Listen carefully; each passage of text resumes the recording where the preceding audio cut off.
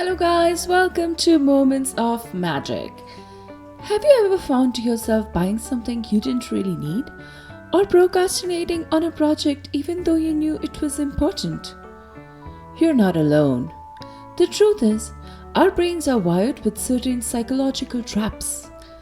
These are hidden forces that influence our everyday decisions without us even realizing it. Today, we're deep diving into 5 psychological traps that affect how we think, act, and even feel about ourselves and the world around us. And by understanding these, we can start making decisions that truly serve us.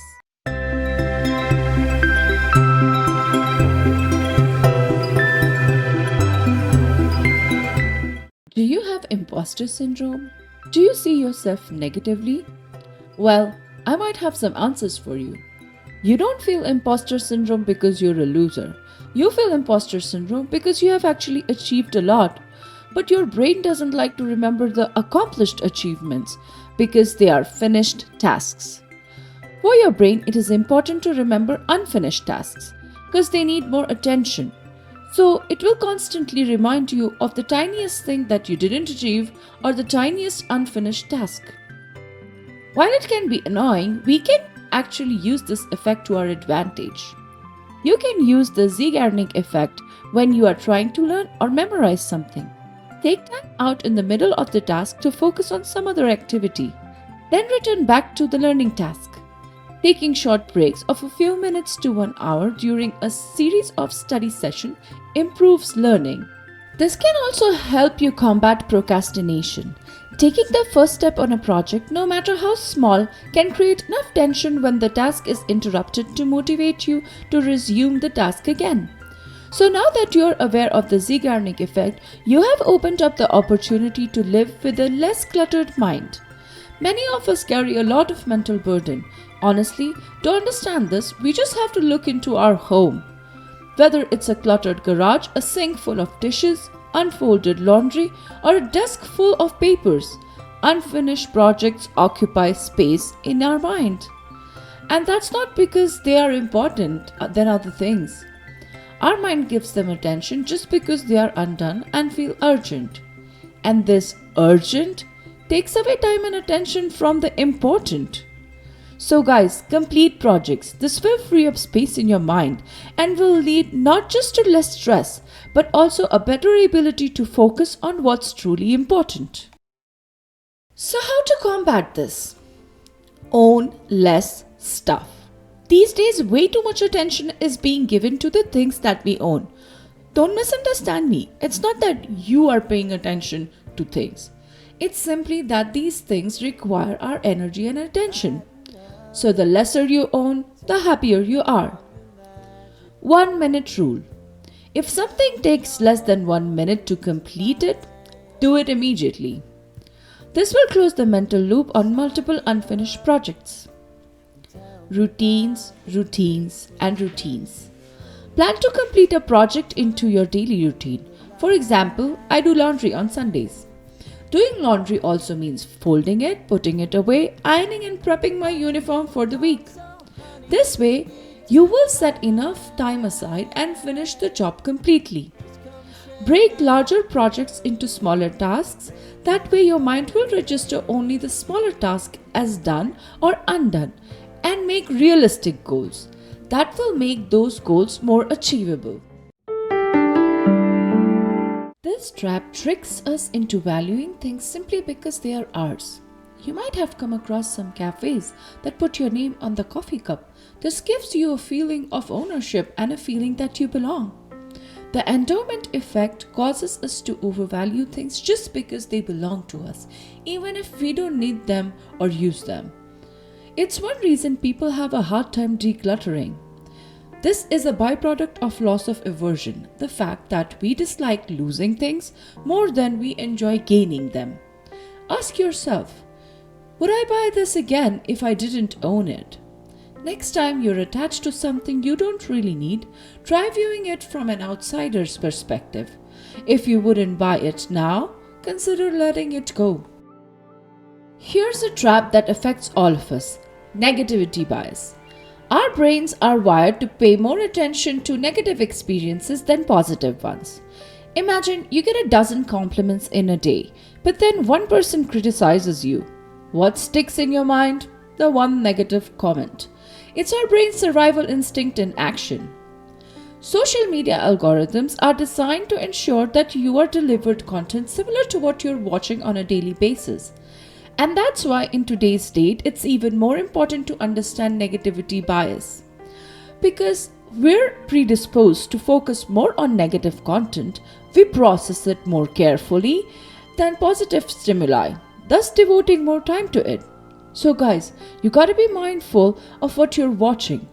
By engaging in positive news along with some serious content, you can diversify your feeds and bring a little more positivity to your social media experience. This can affect decision making. We should be aware of negativity bias as it can be significantly impactful on our decision making ability. When making decisions, individuals who fall prey to negativity bias typically focus too heavily on an outcome's negative.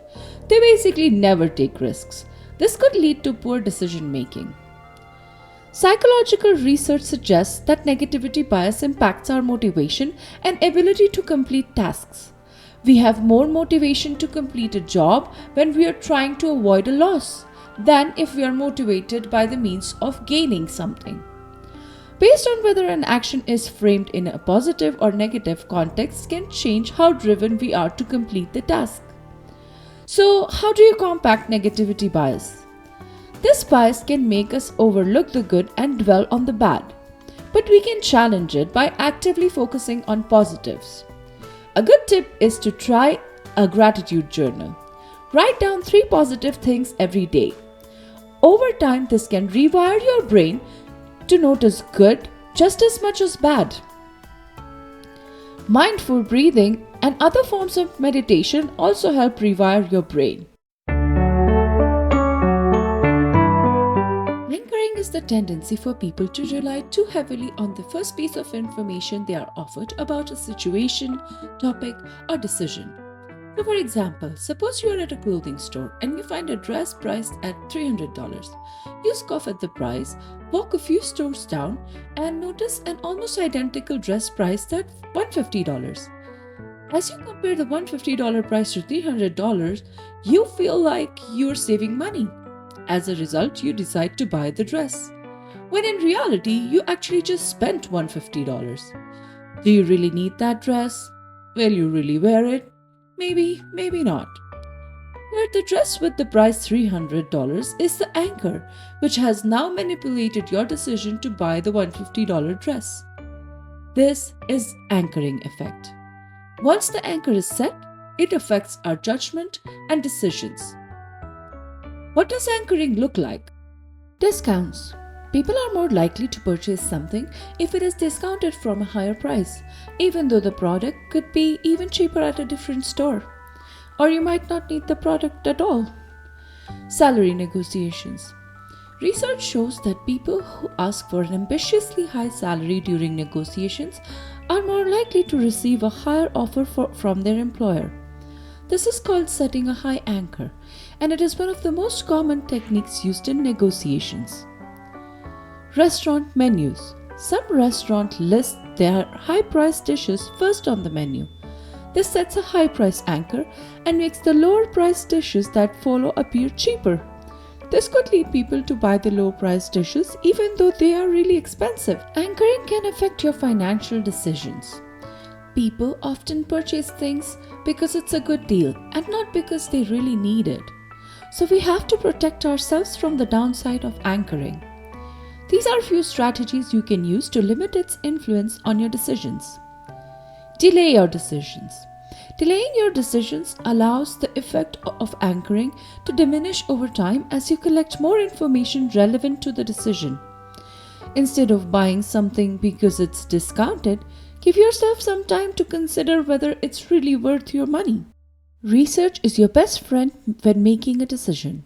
If someone is trying to sell me something, I never ever buy it right away, no matter how tempting it is. My answer is always, "Thank you for your time, I'll think about it and get back to you." To be honest, most of the times I end up realizing that this will be a waste of my money. It's always a good decision. If you suspect an anchor may be influencing your decision to buy or sell something, take a moment to critically assess the anchor. Ask yourself what the item is really worth, whether you really need it, and if you would pay the discounted price if it wasn't part of a sale. These strategies will help you think more critically about your decision, which is always a good idea when managing your money. Last but not the least, we have social proof. This is the tendency to follow the actions of others, especially in an uncertain situation. It's why we look at reviews before we buy something, or why we might follow a trend on social media, even if that doesn't really interest us. Our brains see what others are doing as a safe bet, but it can lead us to make choices that don't align with our own values. So pause. Before following the crowd, ask yourself, is this right for me? Social proof can be helpful, but it's important to think independently and make sure your choices reflect who you truly are. These 5 psychological traps are always at work, subtly shaping our decisions. But by understanding and recognizing them, we can break free from their influence. Take control of your decisions. Thanks for joining me today. If you enjoyed this, hit that subscribe button for more insights on how to take control of your mind and live your best life. And remember, every small step towards self-awareness is a step towards better you. So keep creating moments of magic.